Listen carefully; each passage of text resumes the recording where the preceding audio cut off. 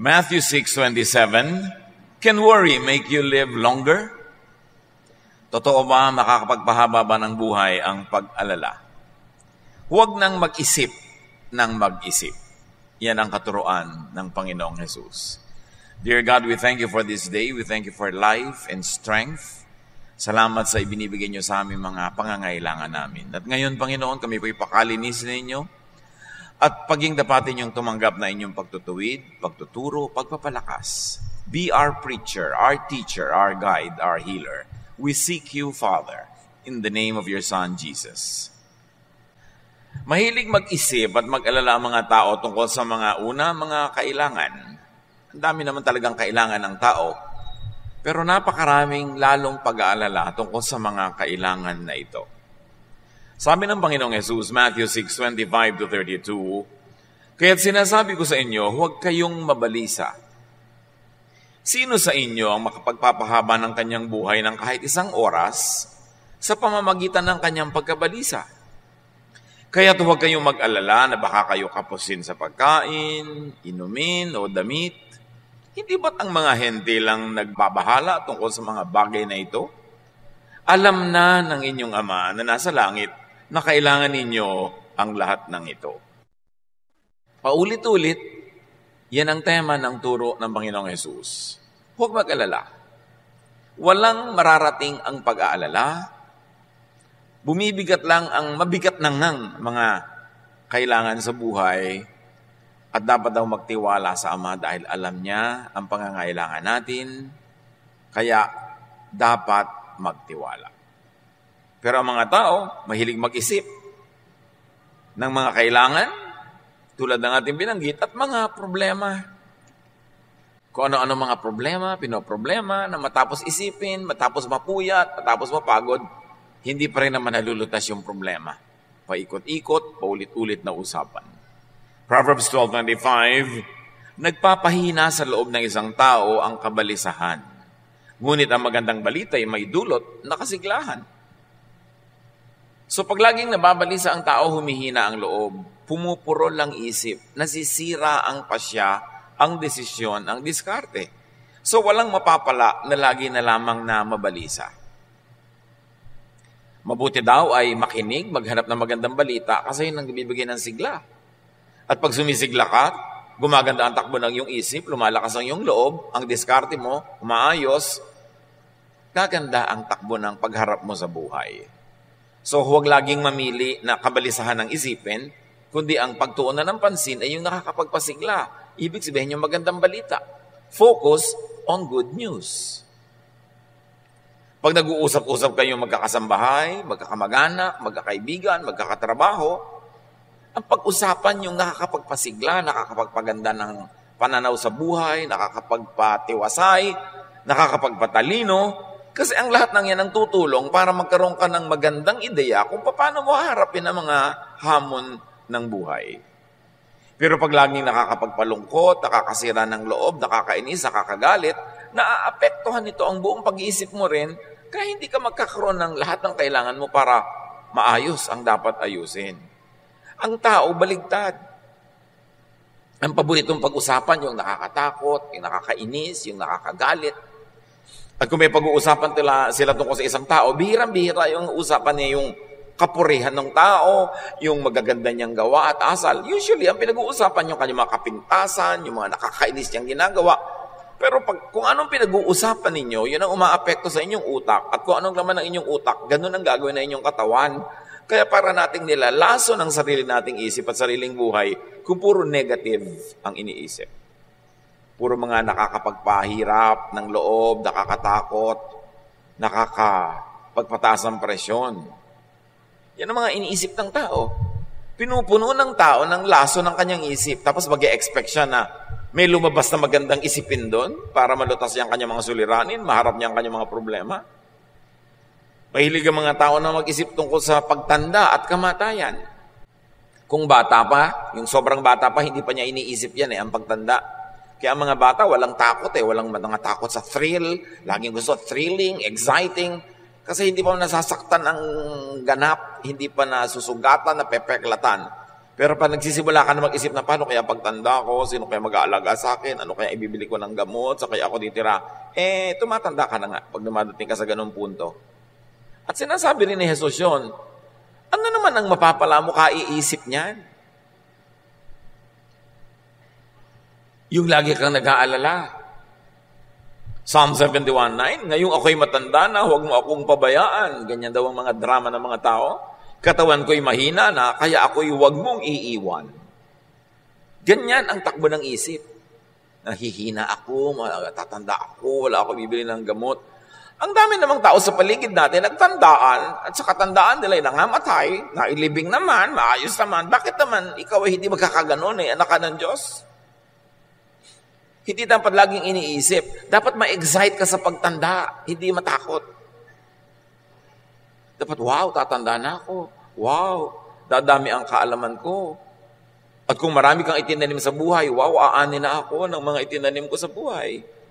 Pag dumarating ang gabi, matutulog ka, sabi naman tatanda, gabi na naman, isang dahon na naman ang nalaga sa tangkay ng panahon. Ang iniisip mo, paubos ang buhay ko. Baligtad, pag gabi, matutulog kayo, sabi mo, wow, Lord, thank you, nadagdagan na naman ang one day ang buhay ko. Can you imagine? I'm one day older. Hindi yung now, nabawasan na yung haba ng buhay ko. Ano naman ang gusto nyo? 3,000 taon kayo mabuhay. Ano kayo, pyramid? Ipinagpapasalamat mo dapat, wow, isang araw na naman ang lumampas. Buhay pa ako. Hindi yung isang araw na naman ang nabawas. Patanda na ako ng patanda. Hindi mo naman napipigil yung pagtakbo ng araw na yun. Bakit magiging negative ang pananaw mo? Dapat positive. Psalm 55, 4-5. Itong aking puso itigib ng lumbay. Another drama, ha? Sa aking takot na ako ay pumanaw. Sa tindi ng takot, ako'y nanginginig. Sinasaklot ako ng sindak na labis. O, pagkatapos mong masindak, manginig, matakot, anong napala mo? Wala. Nakakapagod mag-isip, nakakapagod matakot. Ang kailangan sa tao, disiplinahin ang utak niya. Na pag siya ay inaakay ng utak niya patungo sa mga isiping nakakatakot, nakakalungkot, nakakasira ng loob, siya ang umakay sa utak niya, nadalhin niya sa mga nakakatuwa, nakakapagpasigla, nakakapagpasaya. It's a matter of discipline. What thoughts you allow to linger in your mind become you. So pag ang inilalagay mong isipin ay alalahanin, magiging maalalahanin ka at ang mukha mo will show it. Disiplina. Sabi nga ni Martin Luther, you cannot stop birds from flying over your head, but you can stop them from nesting in your hair. Hindi mo naman talaga mapipigil kung may ibong lumilipad sa himpapawarin, dumaan sa ibabaw ng ulo mo. Kasi malayo, hindi mo mapipigil. Pero mapipigil mo ang ibon na yun na magpugad sa buhok mo. Ganon din yung mga negative thoughts. Minsan, tumatawid talaga sa isip natin, biglang parang jet na umuusok dyan sa langit, pero pwede mo namang itaboy. Pag nagsisimula ka ng magdramang bukid, itaboy mo yung drama. Yan ang problema sa atin. Ang daming drama, puro drama. Wala namang napapala, nalulungkot lang, natatakot, humihina ang loob. Yan, at iba pa, marami pa tayong mga ibang isipin na puro mga pampabigat. Pero ang totoo, wala namang mabuting idudulot ang pag-iisip. Wala. Ulit-ulitin natin yan sa ating sarili. Itaboy ang nagpapalungkot, nananakot ng mga ideya. Ecclesiastes 5:3, ang panaginip ay bunga ng maraming alalahanin. Sabi na, may nanaginip po ako, ano kayang kahulugan? Walang kahulugan yon. Isip ka kasi ng isip. Kaya nung tulog ka na, tumuloy pa yung isip mo.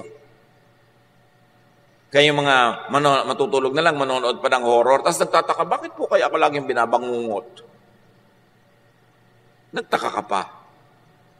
Alam niyo ba yung isip natin, pwedeng kausapin yan? Sabihin mo sa isip mo, may problema ako, hindi ko alam ang gagawin.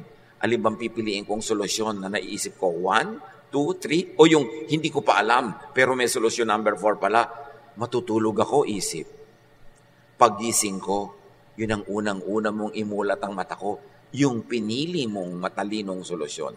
Alam nyo ba na nag-iisip yung isip kahit tulog ka? Kaya ka nga nananaginip kahit tulog hindi naman ikaw nag-iisip nun. Pero kung ano-anong mga pinag-iisip mo habang gising ka, kaya pag nanaginip ka, biglang manananggal ka, yung nanay mo aswang, yung kung ano-ano mga nakakatakot. Kasi gano'n ang laman ng utak mo. Yung lang inilalagay sa loob ng utak mo, yun lang ang mapapanaginipan mo, tanda mo yun. So, mag-isip ka ng maganda, nakakapagpahinga, ganon din ang labas ng iyong mga panaginip. Bible lang nagsabi, ang panaginip ay bunga ng maraming alalahanin. So, alala ka ng alala, isip ka ng isip, kaya ka nananaginip. Hindi ka kinakausap ng demonyo, hindi ka kinakausap ng Diyos. Ano ka? Propeta. Bihira yun na merong kumakausap sa'yo. Sarili mo lang yun, anino mo na naghahabol sa'yo. That's why we must discipline our thoughts. Ang utak natin parang lalagyan. Pwede mong gawing basurahan. Basura, ilagay mo, magiging basurahan yan. Bulaklak ang ilagay mo, magiging florera yung utak mo. What do you put in your mind? You've got to be very aware of that. Ecclesiastes 11:10, iwaksi mo ang alalahanin at mga kabalisahan. Kung iisa-isahin ko lahat ng sinasabi ng verses na huwag kang mag-isip, huwag kang mag-alala, ang dami. So focus on something else. Pag sinabing iwaksi mo ang alalahanin, ibig sabihin, tanggalin mo sa utak mo yan at palitan mo ng iba. It's your choice. Napipili natin ang inilalagay sa ating isip. Importante na maging mapili. At turo ni Jesus, huwag mag-isip ng mag-isip. Ang ibig sabihin lang naman ay, huwag mag-alala. Isaiah 26:3, binigyan mo ng lubos na kapayapaan ang mga may matatag na paninindigan at sa'yo'y nagtitiwala. So may paninindigan ka. Maninindigan ka, hindi ako magwo-worry. Hindi ako mag-aalala. Hindi yan ang bibigyan ko ng pansin. Kailangan manindigan ka doon kasi laging aagawin ng mundo ang isip mo para ituon sa mga nakakatakot at nagpapahirap ng loob. At kailangan sa Diyos magtiwala. Magtiwala. Importante yun. Kahit kuminsan parang against common sense na, pero may Diyos kasi. Kaya meron kang pwedeng pagtiwalaan. Meron daw isang bata, nasusunog yung bahay nila, 2 stories lang naman. Kailangan niyang tumalon mula doon sa bintana dahil nasusunog na yung bahay, hindi na siya pwedeng dumaan doon sa hagdan. May 2 lalaking sinabi sa kanya, halika, sasaluhin kita, tumalon ka. Yung isa matipuno, ang laki ng muscle, ang laki-laking tao. Yung isa naman payatin. Pero yung bata, doon tumalon sa payat. Kasi tatay niya. Mas nagtitiwala siya, tatay niya eh. Alam niya na talagang aalagaan siya kasi yung matipuno, hindi naman niya alam, hindi niya tiyak. Ganun ang tatay natin sa langit at hindi siya payatot.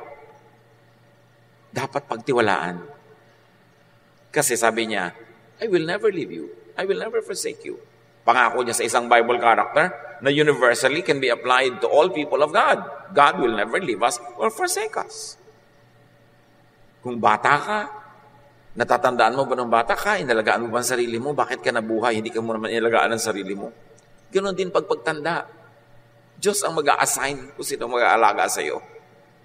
Napaka-importante na isipin natin yung ganong mga bagay. Luke 12:25-26, sabi ng Panginoong Jesus, sino sa inyo ang makapagdadagdag sa kanyang buhay ng kahit isang oras dahil sa pagkabalisa? Kung hindi ninyo magawa ang ganoong kaliit na bagay, bakit kayo nababalisa tungkol sa ibang mga bagay?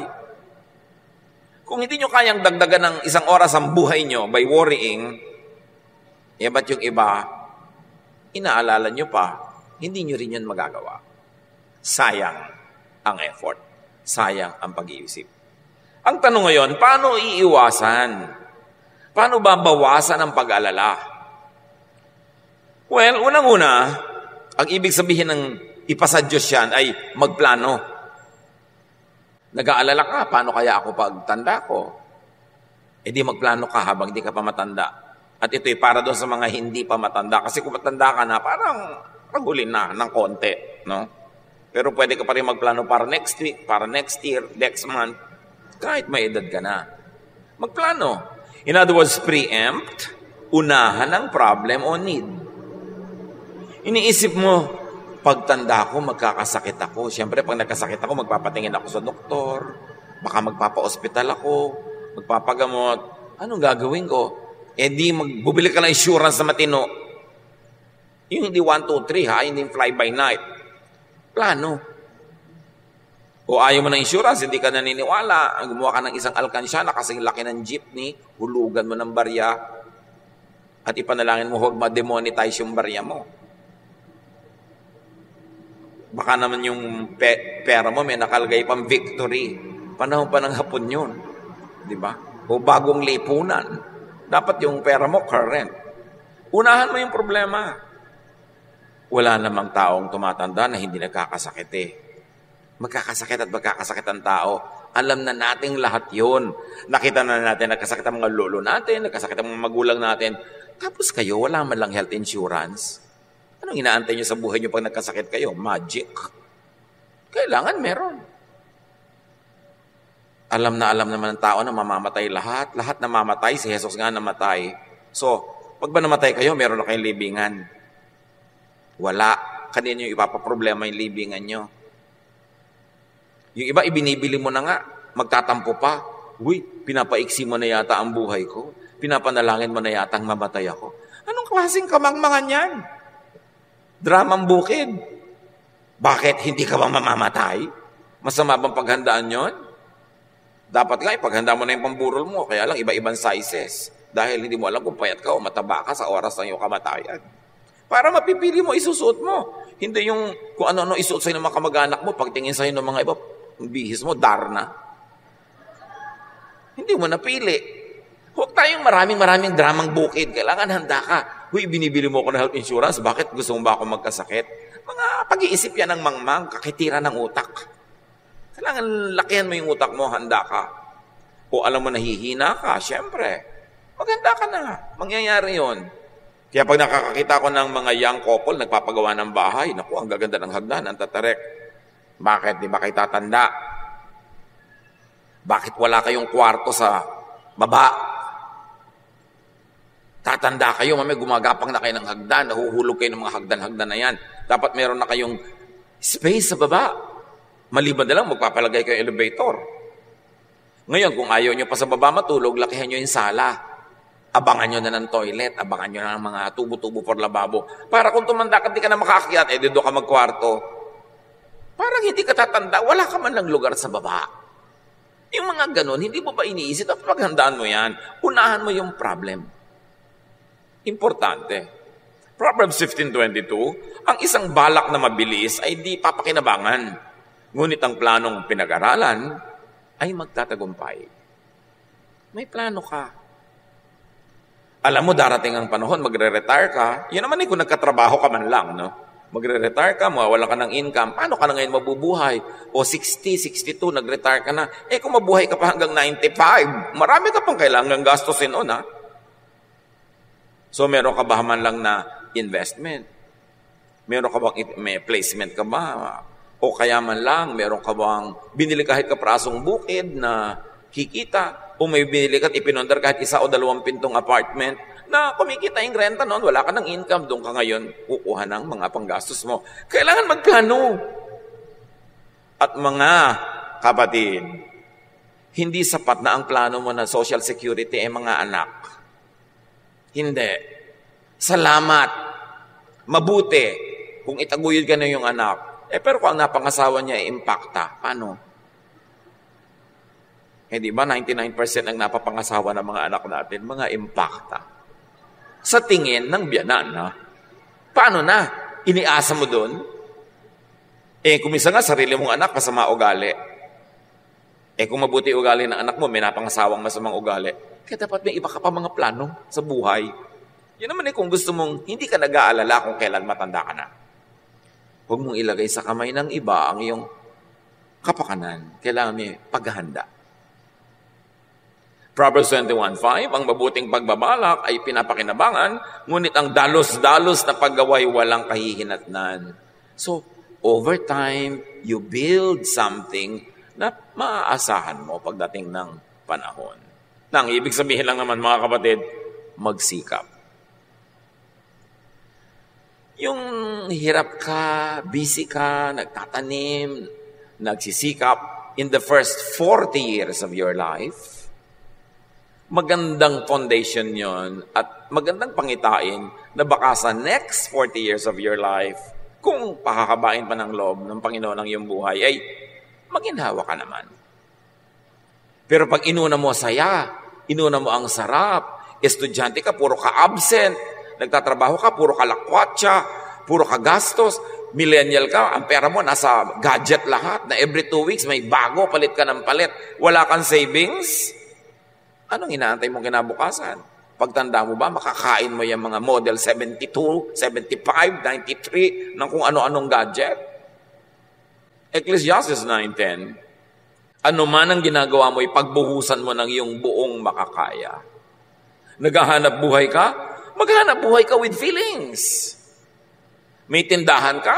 Improvein mo para malaki ang benta. Hindi lang yung magbasara ka at magbukas ng tindahan araw-araw, walang improvement. Lagyan mo ng feelings, ng passion, para marami kang kitain, marami kang maimpok. At pag meron ka nun, less ang iyong worry. Ecclesiastes 3:22, kaya naisip kong walang pinakamabuti sa tao kundi pakinabangan ng kanyang pinagpaguran. Ito ang ating bahagi. Ito ang parte natin. Ito ang ating benepisyo sa buhay. Una, magpagod ka. Tapos, pakinabangan mo ang iyong pinagpaguran. Huwag mong pakinabangan ang pinagpaguran ng iba. Ganun, magpunter ka. Proverbs 10:4, ang kamay na tamad ay tiyak na magdarahop. Ngunit magbubunto ng yaman ang kamay na masinop.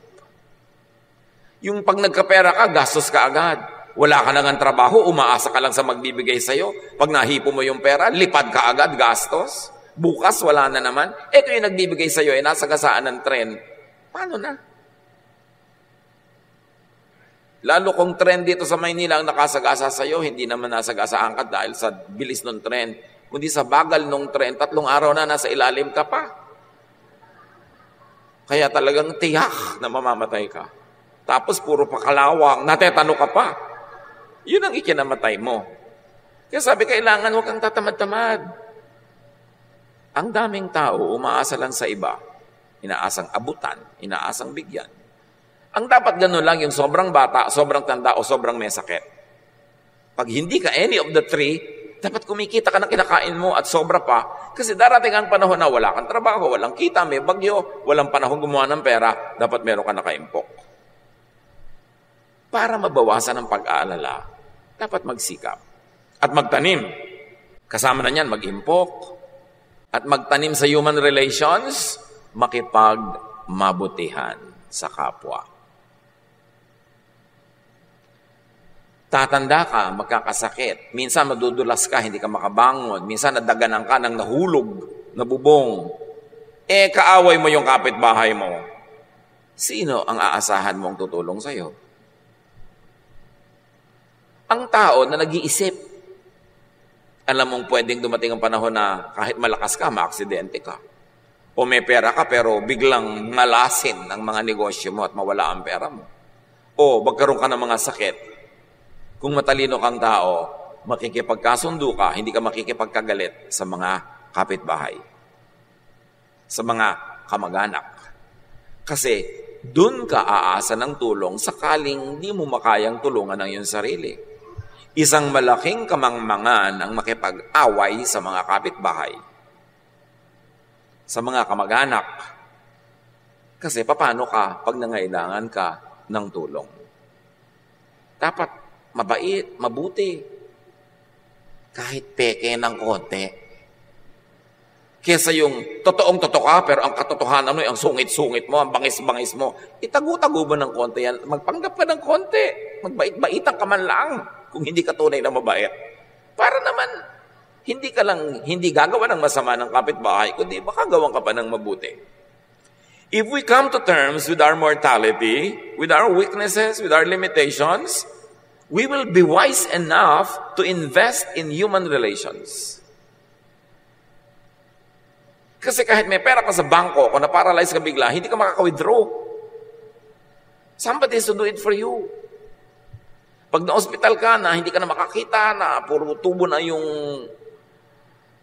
leeg mo, nakatali ka na halos sa kama, hindi ka makapagbilang ng pera kahit may pera ka. Somebody to do it for you. Kailangan meron ka mga tao sa paligid mo na pinakikisamahan. Pinakikitunguhan ng mabuti.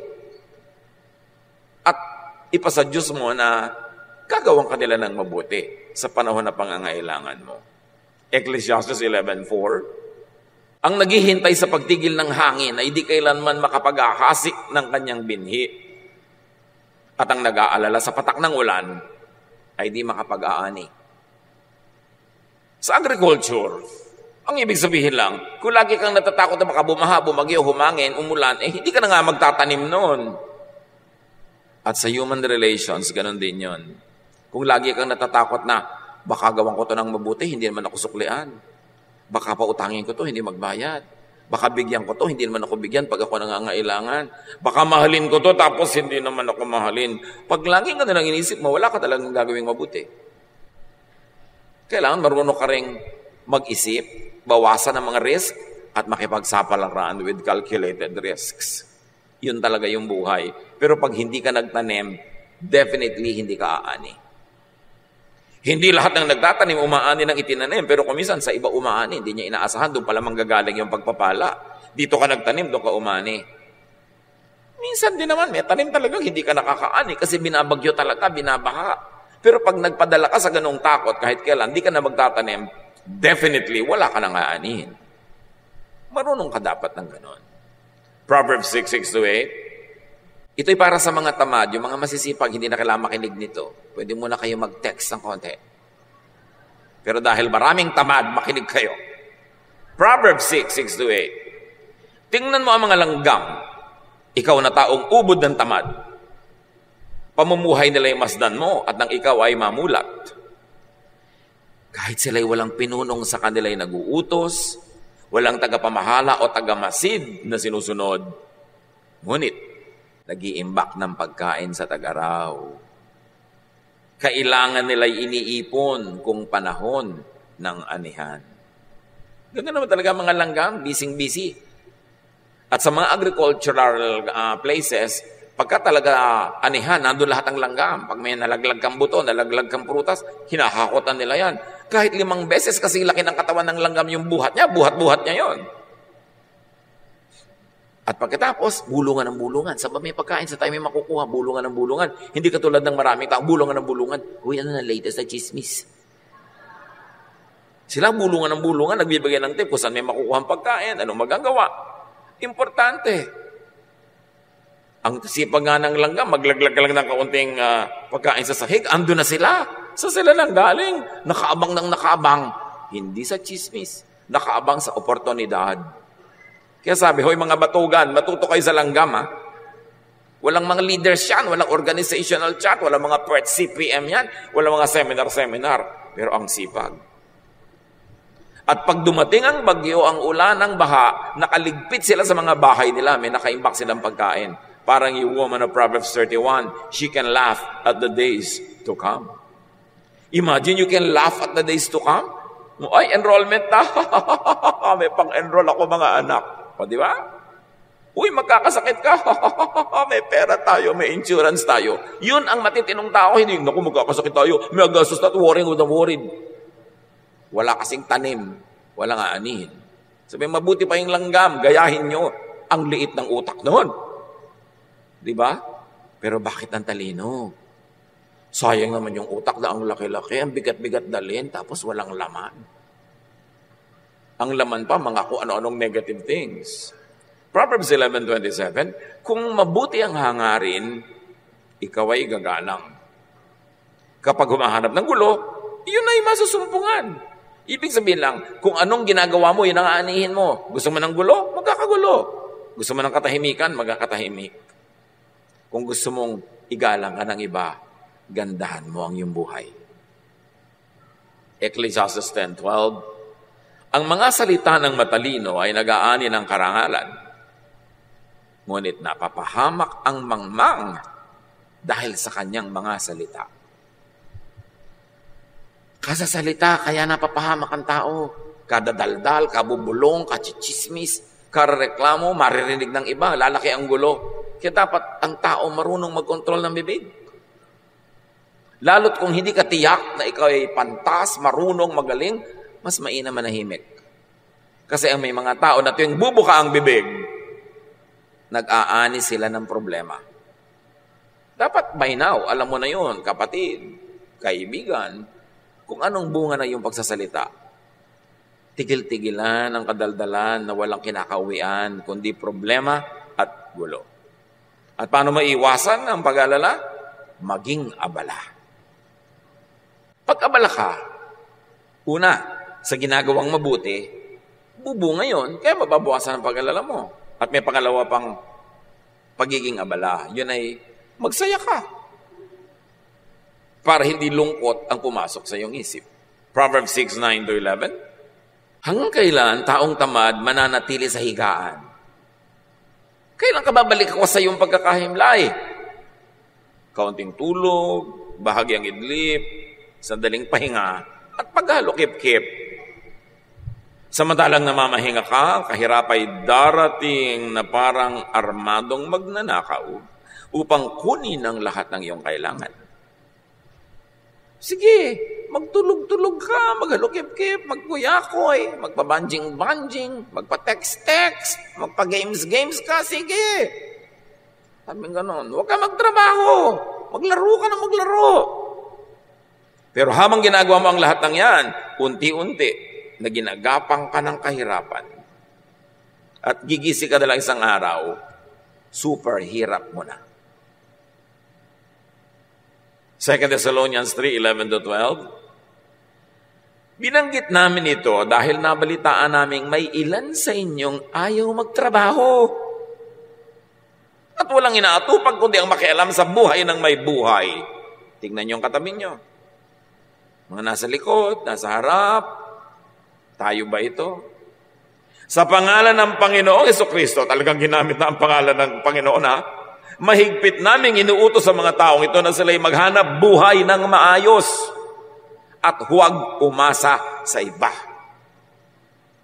Kailangan pa bang i-memorize yan? Sabi, huwag yung ang inaatupag nyo, buhay ng may buhay, makialam kayo sa buhay ng may buhay. Kung kailan ang birthday ng isang artista, sino na bang asawa kayo ni ganitong artista, huwag nyo nga pakialaman yan kasi hindi yan pagkakaperahan. Ang atupagin nyo, sabi ganoon, maghanap buhay kayo. At liban nila kay sobrang bata, sobrang tanda o may sakit, huwag kayong umasa sa iba. Aba, may nabalitaan pa ako. OFW. Namatay na ang ina.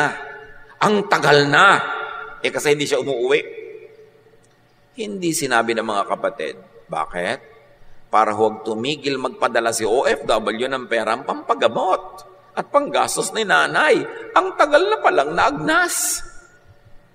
Namatay na yung nanay, padala pa siya ng padala ng pampagamot. Niloloko ng mga kapatid. Sinabi, huwag kayong aasa sa iba.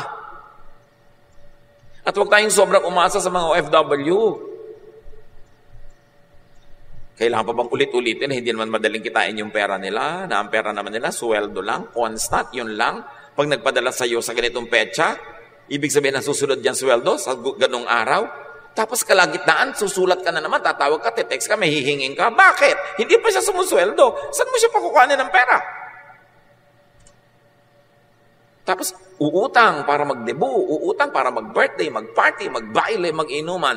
Ang inuutang mo lang dapat yung pampuhunan na pinag-aralan mo, natutubo. Kikitain mo yung pambayad sa utang. Pero yung uutang ka para lamang pang-arte, pang-gastos, isang malaking kabaliwan. Tapos iba yung nagbabayad. Laging gusto mo gadget na ganito, gusto mo ganung original pa, gusto mo pa branded. Bakit kinita mo na ba yan kung hindi pa?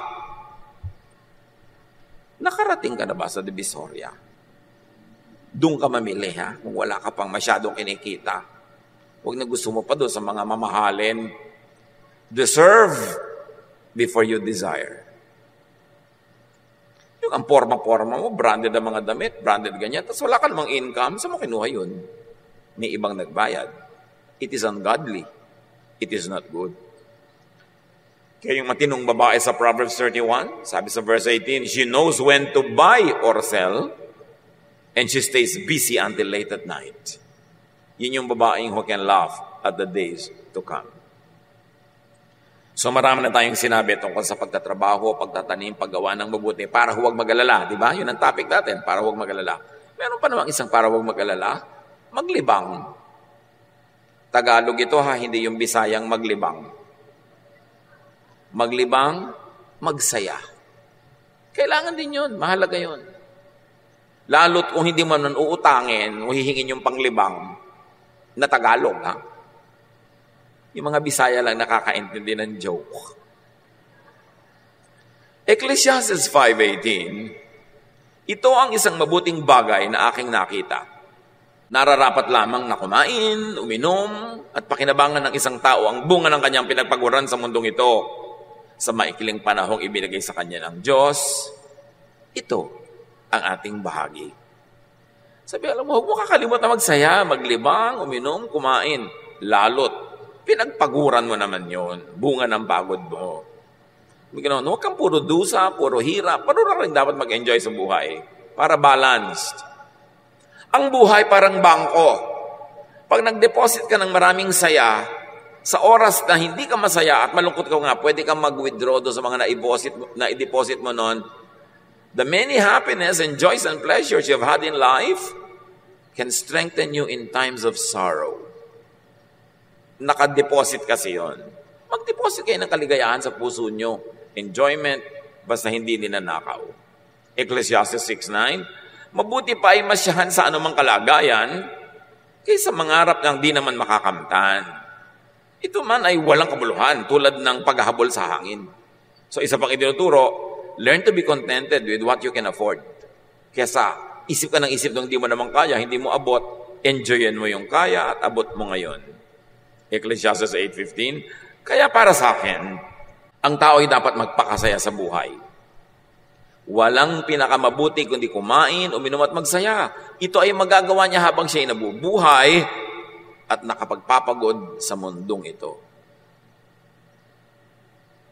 Punctuate your days of work with pleasure, with happiness, with mini vacations. Reward yourself and people who help you with pleasure, with happiness, with joy. It is very godly. Marami kasi mga tao, akala nila pag maka-Diyos ka, puro ka na pagpepenitensya, paghihirap, pag-aayuno, pagdurusa. No! God loves us. God is kind.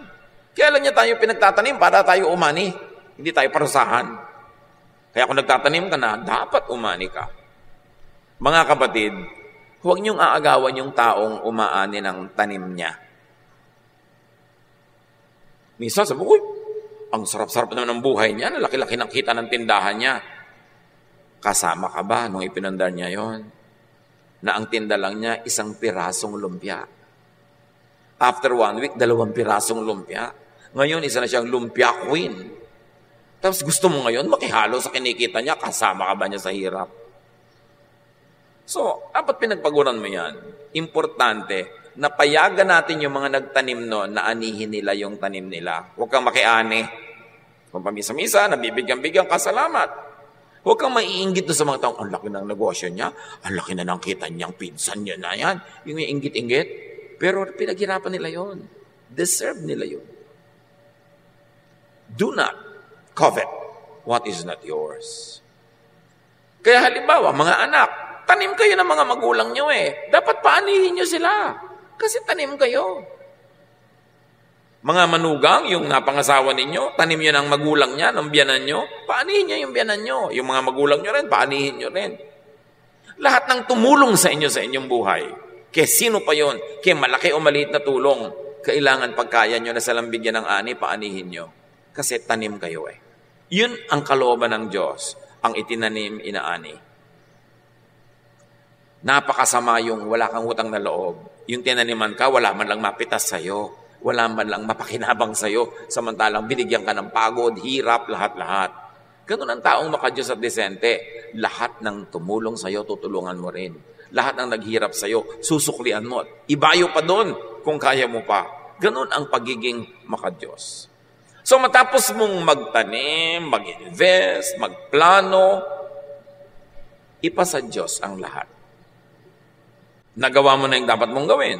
Halimbawa, nagtanim ka ng buto, huwag mong hukayin bukas para tingnan kung tumutubo. Diyos ang magpapatubo. Pero ikaw magdidilig, ikaw mag-aalaga. So, ipasa Diyos mo na pag nagawa mo na yung balak mo. Katulad na marami mga magulang, paano kaya lalaki ang anak ko, lalaki kaya ang matino? Habang bata, turuan mo ng turuan, at pagkatapos, bahala na sa kanya ang Diyos. Nagtanim ka na eh. Sabi sa Bible, train up a child in the way he should go, and when he is old, he will not depart from it. So huwag ganun problemahin yung pagiging old niya. Nataniman mo nung yang, yun ang magiging siya. 99% of the time. So imbes mag-alala ka kung paano siya lalaki, palakihin mo ng tama ngayon. Yung first 10, 15, 20 years ng bata na nasa piling mo, taniman mo ng lahat ng mabubuti, sipag, kabaitan, pagiging makadiyos, makatao, at pagkatapos nun, pawalan mo na, magbubunga na yung itinanim mo. Pero kung itinanim mo, pinabayaan mo, negative, sinindak mo, tinakot, ginawa mo, dinepress mo yung bata, may bunga din yan. At aani ka rin yan, kasi yun ang tanim. Ang itinanim, inaani. Psalm 23, 1-3, You, Lord, are my shepherd. I will never be in need. You let me rest in fields of green grass. You lead me to streams of peaceful water, and you refresh my life. So, Panginoon, dinadala niyo ako sa mga luntiang mga damuhan, dinadala niyo ako sa mga payapang batis, at hindi lang yun physical, very especially mentally. Let the Lord take you, your thoughts, your brain, to realms of peace, of serenity, of rest. Mental discipline yan, and let the Lord lead you. Proverbs 3, 5-6, With all your heart, you must trust the Lord and not your own judgment. Always let Him lead you, and He will clear the road for you to follow. Laging kasama ang Panginoon. Pangungunan niya, pagtuturo niya. Proverbs 31:25, The woman who is full of wisdom, she is strong and graceful, as well as cheerful about the future. She is not scared of the future. She is cheerful about the future. Why? Because she planted in time. Kung anong dapat itinanim niya. Nag-iintay lang siya lagi ng ani. At kung umaani siya ngayon, nagtatanim pa uli siya sa iba, para bukas may iba na naman siyang aanihin. Philippians 4, 6-7, Huwag kayong mabalisa tungkol sa anumang bagay. Sa halip, hingin niyo sa Diyos ang lahat ng inyong kailangan sa pamamagitan ng mananalangin may pasasalamat. At ang kapayapaan ng Diyos na hindi kayang maunawaan ng tao, ang siyang mag-iingat sa inyong puso at pag-iisip dahil sa inyong pakikipagkaisa kay Kristo. Peace of mind is a mental state. It's a mindset. It's a way of thinking. But you can have peace when you do what you can and then leave the rest up to God. Dear Lord, we thank you that you are our Father, that you love us and you care for us, and you know what's happening in our lives. Alam niyo, Panginoon, ang alalahanin, mabagabang, tumatakot sa bawat isang anak mong narito. Hindi ito lingid sa inyo. Isinusuko namin sa inyo ang aming mga alalahanin, ang aming mga takot. At kasabay nun, isinukusuko namin sa inyo ang aming lakas, ang aming time, talent, and treasure para kami mapangunahan mo to invest, to plant, to do the right thing, and then to leave the rest up to you. May party kami, may party kayo. We are partners. So God, thank you that you are our partner in making our life beautiful, complete, peaceful, and fruitful. Pagbulay-bulayan natin mga kapatid ang makahulugan ng lahat ng ito sa ating pang-araw-araw na buhay. Bow before the Lord, spend some time in prayer and reflection as the Lord leads you to operationalize all of these ideals in your daily life. Father, continue to teach and touch your people.